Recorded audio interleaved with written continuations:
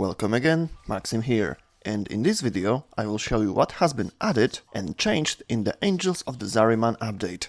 I'm gonna show you around the new area and tell you how to get new warframe and weapons. I will also cover the changes in the Eximus system and operators' schools. Let's begin with the story quest Angels of the Zariman. Start it from your codex and go explore the new hub connected to the procedurally generated locations. After completing it, you will have access to bounties on Zariman and 3 new game modes. They will be introduced to you during the story quest. About the syndicate, named Holdfasts, you don't get points for the bounties.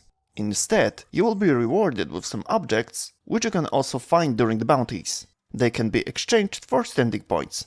From bounties you can also get main blueprint and components for a new warframe, Gyre, and blueprints for 3 new weapons, Alternax, Hespar, and Iolak.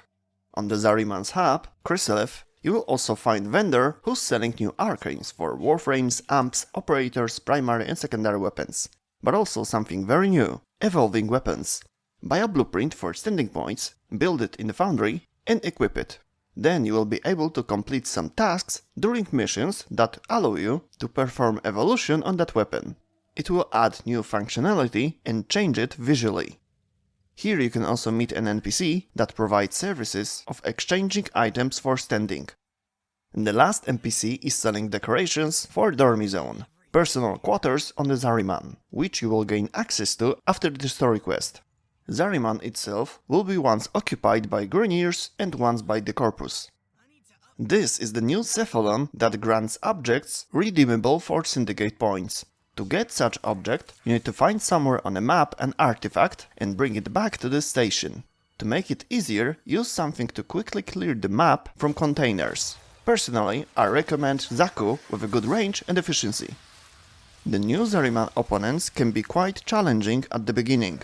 To defeat them, you need to remove 2 health bars and then attack them with Operator. On death, they can drop new resources and sometimes even new Arcanes. New skins have arrived, Voidshells. These are special warframe skins that allow you to change their material. At the moment you can buy skins for Sarin, Volt and Rhino, along with these materials from the market. More customizations like this will come in the future. New Deluxe Skin for Valkyr has also been added. Operator school changes are huge. Most of their skills have been edited or totally redesigned. Any points used in any school have been refunded to you, as well as Eidolon shards. Schools and operators deserve their own video and is gonna come in the future. Right now, I just want to point out that the fundamental way to move operator has been changed. From now on, Void Dash is different. You can choose between short and long dash by tapping or holding jump button.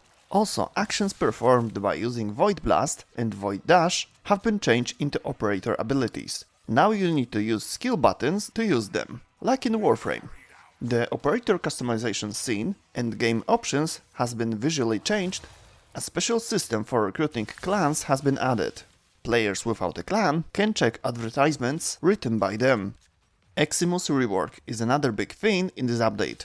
DE came to the conclusion that Eximus units should be a greater threat to the players, while increasing their transparency on the battlefield, so that they could be easily identified by their appearance and behavior. But let's start with Overguard. This is an extra health bar on top of the normal health and shield. It blocks crowd control skills on these units as long as it exists. Overguard of a given mob can be removed by dealing them damage. After it's gone, the mob will be susceptible to crowd control abilities. Overguard cannot be regenerated. Its removal is permanent. Overguard can be applied to non-Eximus units by an infested ancient healer. Until now, his ability was a 90% damage reduction on his allies within a skill range. Now his allies will receive an Overguard, which you can remove by dealing damage or by killing ancient healer. Now let's see the Eximus units after rework. Blitz, Volatile. Previous ability, Shockwave in every direction. Now, attack with a wave in one direction, aiming to the player, applying blast status effect on successful hit. Energy Leech, Parasitic.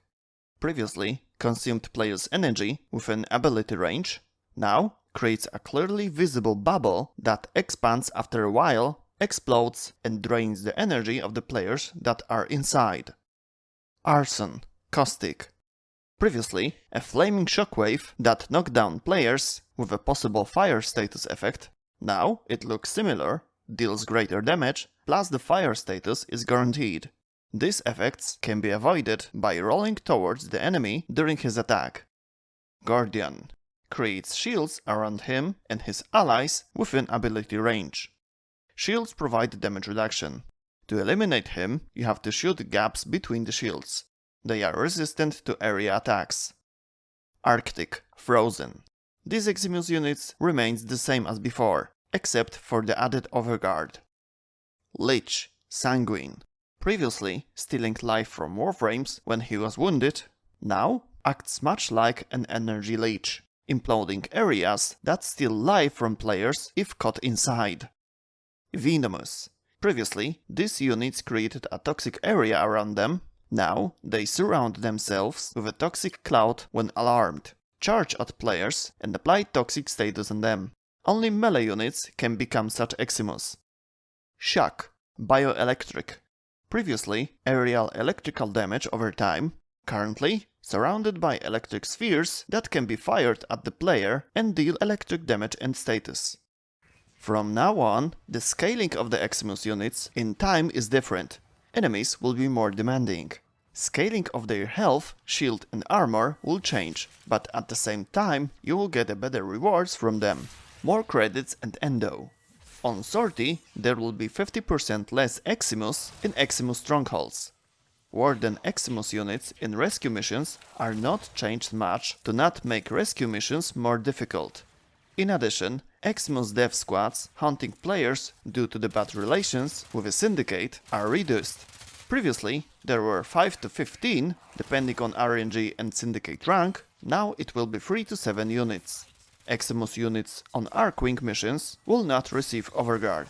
And that's it in this video. If you want to read more about all these changes, check the description. You will find there a link to more detailed information.